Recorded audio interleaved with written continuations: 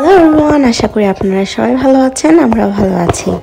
তো বাংলাদেশের blog depot করে একদমই দেওয়া হচ্ছে না, এবং আজকে ঠিক 1 মাস হয়ে গেল আমরা বাংলাদেশ থেকে চলে এসেছি।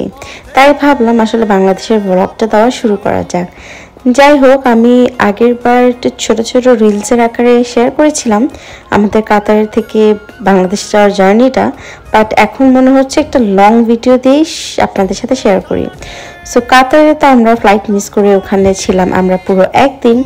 তারপরে আমরা এয়ারপোর্টে ফিরে আসলেও আমাদের ফ্লাইট ডিলে হতে হতে এমন একটা অবস্থা হয়ে গিয়েছিল যে আমাদের ফ্লাইট আরও 3 ঘন্টা ডিলে হয়েছিল। যেখানে আমরা রাত 2টার সময় পৌঁছানোর কথা ছিল, সেখানে আমরা পৌঁছেছিলাম সকাল 6:30টার পরে। সো বুঝতেই পারছেন আমাদের কি এক্সস্টেড একটা অবস্থা ছিল।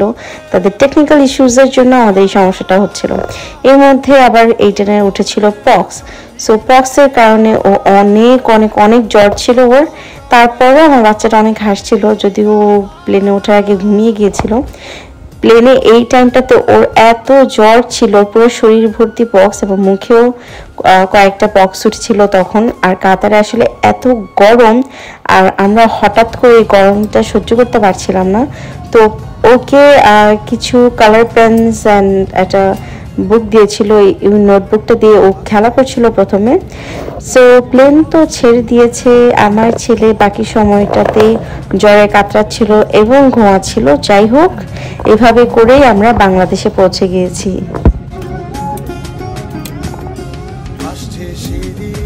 প্লেন ছাড়ার সাথে সাথে অ্যাকচুয়ালি এইটেন ওয়েট করে কখন ফুড দিবে, এবং যে প্লেনে ফুড দেয় না ও এই প্লেনে তো একদমই পছন্দ করে না। কিন্তু এইটেন আসলে ওর খাবারটা তেমন খায়নি, ও শুধু ফ্রুটসগুলো খেয়েছে এবং ওখানে একটা ডেজার্ট ছিল সেটা খেয়েছে। তো এই তো আমরা বের হয়ে গিয়েছি। এইটেন কিন্তু আমার সাথে, আমি যে গাড়িতে উঠেছি ওই গাড়িতে আসেনি, ও হচ্ছে আমার বোন হিয়ার সাথে অন্য গাড়িতে ছিল। এবং প্রাণের শহর ঢাকা, আসলে এটার অনুভূতিটা অনেক অনেক অনেক ভিন্ন। তো এই তো বাসায় যাচ্ছি আমি, মা, আমার সাথে ছিল প্রন্তি আন্টি, মুসা আঙ্কেল, এবং এইটেন হচ্ছে আরেক গাড়িতে হিয়ার সাথে। কারণ এইটেন বলে ওইটা হচ্ছে ওর কার এবং এটা হচ্ছে আমাদের কার। যাই হোক, আমরা যেহেতু কাতারে ঘুরেছিলাম, একদম রেস্ট করিনি, সো আমরা অনেক বেশি এক্সস্টেড। বাট স্টিল বাংলাদেশে ফিরে গিয়ে এত ভালো লাগছিল, এবং এত সকালবেলা পৌঁছেছিলাম, লাইক লিটারালি আমরা 7:30টার আগেই বের হয়ে গিয়েছিলাম। রাস্তাঘাট পুরোটা ফাঁকা ছিল এবং খুব খুব খুব শান্তি লাগছিল, মনে হচ্ছে আমার মায়ের কাছে ফিরে এসেছি। যারা দেশের বাইরে থাকি, আমাদের সেই পরিচিত চেনা গলিগুলো দেখলে আসলে আমাদের অন্যরকম একটা গুজ বাম্পস এবং অন্যরকম একটা ফিলিংস তৈরি হয়। এটা আসলে ভাষায় প্রকাশ করা যায় না। স্বপ্ন টানে দিলাম পাড়ি অচিন পথে আপন ছাড়ি।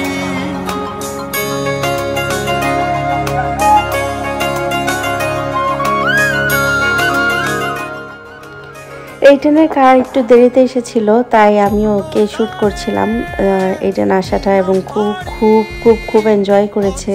এবং আমার তো মনেই হচ্ছিল না যে ও আবার কয়েক মাস পরে বাংলাদেশে এসেছে। ও লিটারালি ঘরে ঢুকেই হচ্ছে ওর রুমে চলে গেল, মানে ড্রয়িং রুমে। ওখানে গিয়ে সে তার খেলনা সব বের করছিল।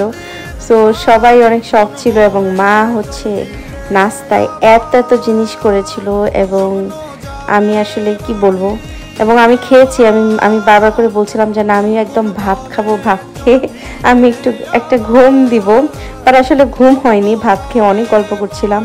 আর পুডিং বানিয়েছিল মা, coconut pudding and regular pudding. এইটেন পুডিংটাই অনেক খেয়েছে, যেহেতু পক্স ছিল এবং অনেক জ্বর ছিল, ও পুডিংটাই খুব মজা করে খাচ্ছিল। আর আমি এত কিছু নিয়ে এই সকালবেলা বসে খেয়েছি।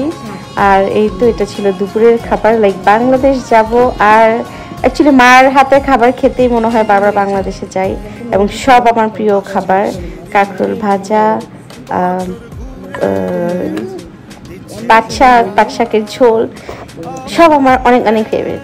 তো আজকে এই পর্যন্তই ডেজার্ট খেতে খেতে আপনাদের সবার কাছ থেকে বিদায় নেই। আমরা বাংলাদেশে গিয়েছিলাম জুনের 25 তারিখে। সো এই তো আমরা চলে এসেছি, এইটারও 1 মাস হয়ে গেছে। এবং এইটেন তো সবার অনেক প্যাম্পার, এটা আমার ফ্রেন্ডে না। সো হেনাকে গিফট দিয়েছিলাম, ওইটার রিয়াকশনটা একটু ভিডিও করেছিলাম। যাই হোক, অনেক হজবরল জবা খিচুড়ি একটা ব্লগ দিলাম, বাট স্টিল আই হোপ আপনারা সবাই এনজয় করবেন। আর আসলে আমি ব্লগ দিই আমার নিজের মেমোরিজগুলো সেফ রাখার জন্য, এবং সাথে চিন্তা করি সবার সাথে শেয়ারও করি। ও আচ্ছা, হেনা আসার পরে আমাদের প্ল্যান হলো যে ইডেনের ওষুধ কিনতে হবে, যেহেতু ওর জ্বর। আর আমি আসলে বাংলাদেশে গেলে ইডেনকে বাংলাদেশের ওষুধই খাওয়াই, কারণ ওয়েদার চেঞ্জের কারণে এখানকার ওষুধ কেন যেন বাংলাদেশে গেলে খুব একটা কাজ করে না। আর তখন আমি টুস করে রেডি হয়ে গেলাম, আর আসলে আমি রেডি ছিলাম। আমাকে যেমন হেনা বলছিল যে তুই কি অলওয়েজ রেডি থাকিস কিনা। হ্যাঁ, বাংলাদেশে গেলে আমি অলমোস্ট অল দ্য টাইমই রেডি থাকি, যখন তখন যেন বের হয়ে যেতে পারি। সো এইডেনকে একটু হিয়ার কাছে রেখে আমরা বের হয়ে গিয়েছিলাম। বের হয়ে ওষুধ কেনার পরে হেনা আমাকে বলছিল যে ও আমাকে বোবা খাওয়াবে, মানে বুবা একটা দোকানের নাম, ওইখানে বোবা খাওয়াবে, বাবল টি। সো ওইখানে আমরা একটা ড্রিঙ্ক নিয়েছি, আর আমরা অনেক অনেক গল্প করছিলাম। আর নামার সময় দেখেছি আমার শ্বশুর শাশুড়ি চলে এসেছে, তো তাড়াহুড়া করছিলাম। সো ড্রিঙ্কটা নিয়ে বাসায় যাচ্ছি, আর ড্রিঙ্কটা দেখতে যতটা সুন্দর আর ইয়াম্মি লাগছে, আসলে বাস্তবে খেতে খুবই জঘন্য, সরি। সো এই তো আমার প্রথম দিনের ব্লগটা শেয়ার করলাম। সবার ভালো লাগবে আশা করি। সবাই ভালো থাকবেন, সুস্থ থাকবেন, নিরাপদে থাকবেন। বাই।